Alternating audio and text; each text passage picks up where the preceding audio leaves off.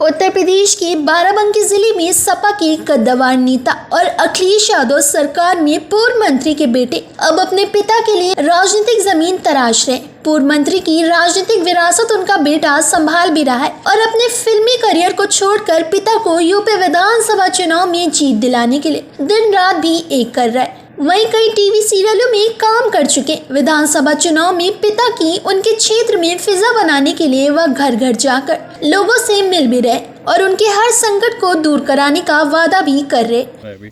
देखिए, मैं हमेशा से पापा के इलेक्शन में कैनवसिंग में हमेशा से साथ रहा हूँ और जहाँ तक बॉम्बे की बात है, मैं टेलीविज़न में काम करता था, सीरियल्स करता था और फिर एक वक्त आया जब मुझे लगा कि जाहिर सी बात है पापा इज़ गेटिंग ओल्ड, उनकी उम्र हो रही है।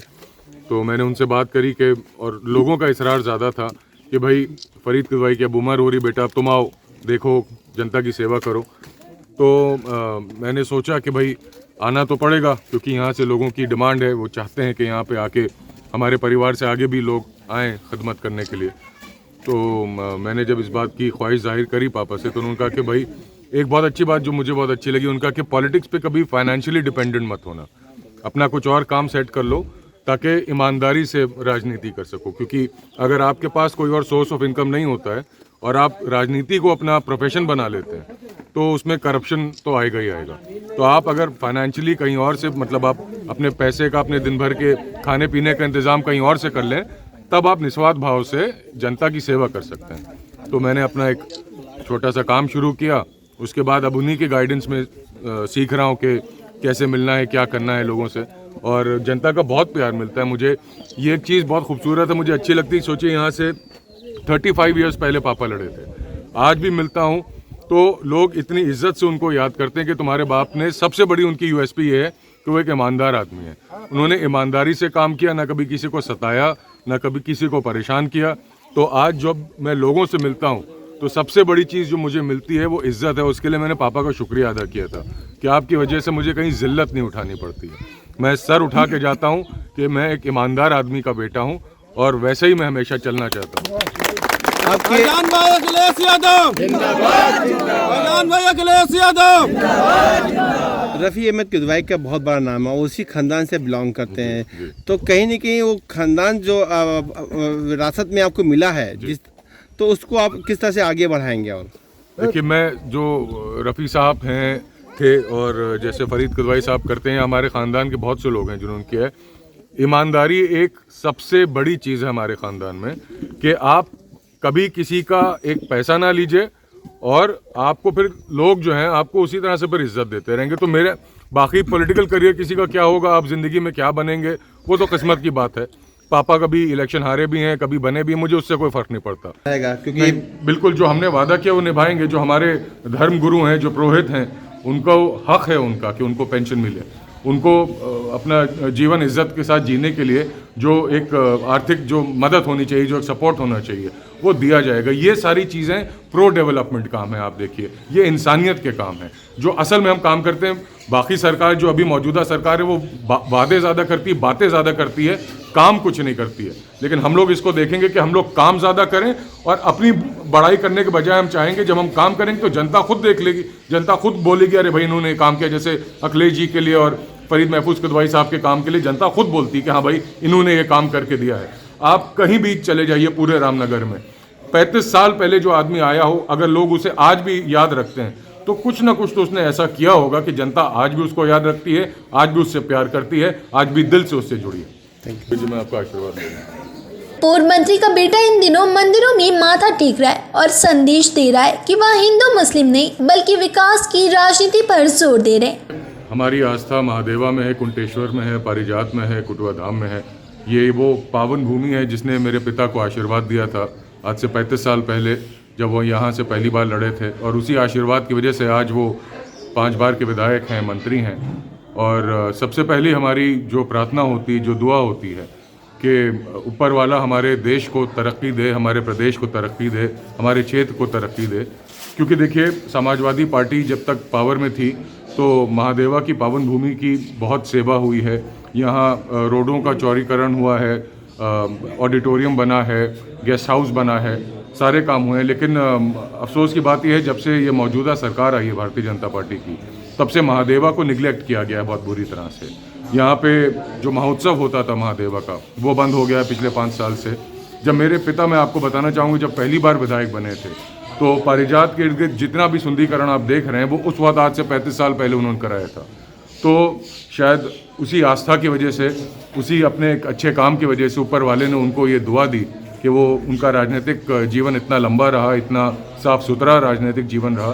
तो बस आज मैं क्या मांगने क्या आऊँगा ऊपर वाले से, बस उनका आशीर्वाद लेने आया था और शुक्रिया कहने आया था कि आपने अब तक जीवन में जो दिया है बहुत दिया है, और हमारे इस प्यारे से मुल्क को, हमारे इस देश को और तरक्की दें और खुशहाली दें, यही बात करने आए।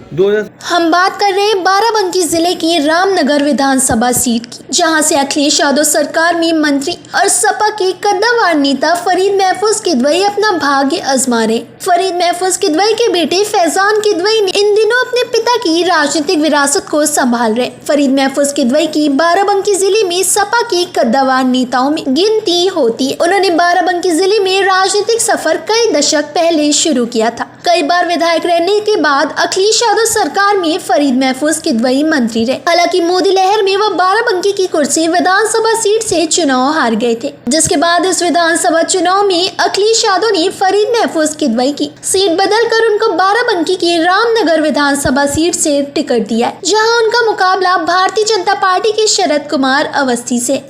एक अजीब इत्तेफाक है साहब कि मैं जब पहला चुनाव लड़ा था उस वक्त भी एक वेव थी मेरे फेवर में, और हाल ये था कि उस जमाने में बीजेपी नहीं थी, कांग्रेस हुआ करती थी, और कांग्रेस ही सबसे बड़ी पार्टी होती तो वही सरकार बनाती थी। तो राजीव गांधी आए थे, पहली मीटिंग उन्होंने यहीं की थी। अयोध्या गए थे पहले, और वहाँ से लौट के आए तो रामनगर गए थे। तो वहाँ जो मजमा था, क्योंकि देखिए बेसिकली रामनगर के लोग उस ज़माने में कांग्रेसी हुआ करते थे, ठाकुर थे, ब्राह्मण थे, मुसलमान थे, तो उस ज़माने में सब कांग्रेसी हुआ करते थे। तो वहाँ उन लोगों ने उसकी तकरीर सुनने गए थे, लेकिन वहीं उन्होंने ये तय किया कि झंडा बिल्ला आई का और वोट फरीद भाई का, ये नारा वहाँ पे लग गया। और उसके बाद पूरे इलेक्शन भर सिर्फ ये था कि झंडा बिल्ला आई का, वोट फरीद भाई का। तो जो वेव थी, मैं उस ज़माने में, मुझे याद पड़ता है, मैं 7,000 कुछ 100 वोटों से जीता था। तो 7,000 उस ज़माने बहुत बड़ी मार्जिन, क्योंकि 70 या 80 हज़ार वोट होता था उस ज़माने में वोट तकरीबन। आज होता है 4 लाख 4 लाख 4 लाख के करीब होता है, और उस ज़माने में 70,000। तो 70,000 में 7,000 की लीड बहुत बड़ी होती। तो मुझे इसलिए याद है कि मैं दिल्ली जब गया तो चौधरी चरण सिंह के दफ्तर गया, तो वो वहाँ बैठे हुए थे। उन्होंने मुझसे पूछा कितने जीते, तो हमने कहा 7,000। कहने वाह वाह वाह, बहुत उम्दा, ऐसे पीठ पीठ ठोके हुए। देखिए उनके जो अगर कोई वादे कर गए थे तो वो तो मतलब झूठे वादे ही करते ही हैं बीजेपी वाले, इसमें कोई जरा ही नहीं। आप जानते हैं योगी जी से लेके मोदी जी तक सब एक ही बात है। मेरा इसमें यकीनन महादेवा के मामले में बता दूं कि इससे मेरी भी आस्था है, और बड़े फ़ख्र की बात है कि मैं उस जगह से एमएलए था और एमएलए का इलेक्शन लड़ रहा हूं जहां महादेवा जैसा पूर्ण मंदिर है और भगवान शिव की धरती है वो। तो वहाँ पे जब मैं पहली बार हुआ था तो भी आपको बता दें कि उस ज़माने में मेरे खिलाफ एक प्रबंध ये किया जा रहा था कि साहब जहाँ महादेवा का मंदिर है वहाँ का एमएलए एक मुसलमान हो जाएगा, भला ऐसा नहीं होना चाहिए। तो खैर, लेकिन लोगों ने माना नहीं और मुझे बना दिया। तो मैंने भी पहले ही जैसे ही आया मैं, तो मैंने देखा कि महादेवा के मंदिर की हालत, जो तालाब था वो बहुत बुरी हालत में था। सारी सीढ़ियाँ टूटी पड़ी थी और पानी बिल्कुल गंदा था, हरा हो गया था। मैंने डिवाटरिंग कराई, पानी निकलवाया और सीढ़ियाँ बनवाई। ये तो मैंने पहला काम किया था। अब उसके बाद क्या काम हुआ है मुझे मालूम नहीं, क्योंकि उधर मेरा जाना कम रहा। लेकिन इतना मैं जानता हूँ कि महादेवा में जब भी तशरीफ लाए हैं हमारे योगी जी, शायद 2 बार आए हैं मेरा ख्याल, तो वहाँ के लोगों को बड़ी उम्मीद ये थी कि कोई अनाउंसमेंट करेंगे या तो एरिया के लिए या यहाँ महादेवा के लिए, लेकिन उन्होंने कोई कुछ भी नहीं किया। तराई बेल्ट है, गन्ना की सबसे ज़्यादा पैदावार वहीं होती है, रामनगर में होती है, लेकिन मील के नाम पे बाराबंकी में वही हमारे रामनगर की मिल थी, शुगर मिल थी। अगर आपकी गवर्नमेंट आती है तो क्या मिल चालू देखिए हो पाए? साहब, बिल्कुल आपने सही कहा, और मैं आपको एक बार बता दूं कि पूरी कोशिश करूंगा कि शुगर मिल शुरू हो जाए। ये बात मैं उस दिन कल मैं अपने कैंपेन में गया था, जो जहाँ की आप बात कर रहे हैं, वो तराई का एरिया, वहाँ सब गन्ना ही गन्ना था। वहाँ के लोगों ने तो हमको पहले ही मालूम हो गया था कि यहाँ सबसे बड़ी प्रॉब्लम है कि गन्ना बेचारे वहाँ बेचते हैं, कहाँ हैदरगढ़। तो वो उन लोगों से मैंने कहा, छुटते ही कहा कि आप परेशान ना हो, मैं जानता हूँ, मैं पूरी कोशिश ये करूँगा कि ये बाराबंकी का रामनगर का जो शुगर मिल है ये दोबारा शुरू। आपके बेटे टीवी सीरियल में काफ़ी काम किए और आज आपके बगल में बैठे आपके साथ में काम कर रहे हैं। ये विरासत आगे बढ़ेगी, क्योंकि कल जिस तरह से हम इनके साथ में थे और ये महादेवा में बाकायदा जाके दर्शन किए, तो क्या ये जो आपका काम है उस तरह से आपके कंधे से कंधा मिला के चलेंगे? देखिए, कंधे से कंधा मिला के ये चलेंगे इसलिए कि ये मेरे बेटे हैं। राजनीति में विरासत नहीं होती, ये नहीं है कि मैं एमएलए हूं तो ये भी एमएलए हो जाए। ये इनके ऊपर डिपेंड करता है कि ये किस तरह अपने आप को प्रोजेक्ट करके सामने करते हैं और लोगों का कॉन्फिडेंस लेते हैं। तो मैं आपको बता दूं कि मैं जब भी चुनाव लड़ा हूं, मेरे पोस्टर्स आप देखिए, कभी मैंने उसमें यह नहीं लिखा कि मैं रफ़ी अहमद किदवई का भतीजा हूँ। ये किसी पोस्टर में नहीं मिलेगा। तो मैं ये भी नहीं चाहूँगा कि ये कहीं मेरा नाम इस्तेमाल करने की कोशिश करे। अपनी मेहनत करें, लोगों में कॉन्फिडेंस जगह बनाए, लोगों के दिलों में जगह बनाए, उसके बाद अल्लाह मालिक है। पब्लिक जो अगर चाहेगी तो उनको देगी। बहुत से ऐसे नेता होते हैं इनमें करप्शन के चार्जेस हो जाते हैं, लेकिन कल इनके पास में कई लोग आए और उन्होंने कहा कि भाई आपके फादर बहुत ईमानदार है, इनको फक्र हुआ।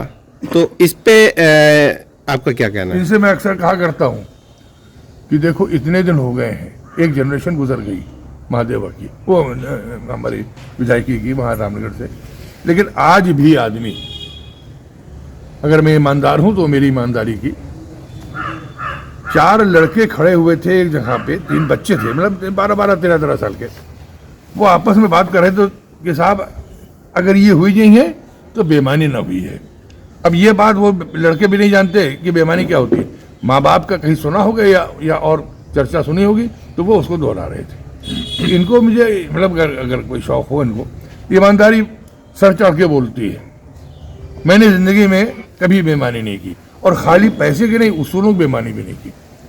ये आप समझ लें। शुक्रिया।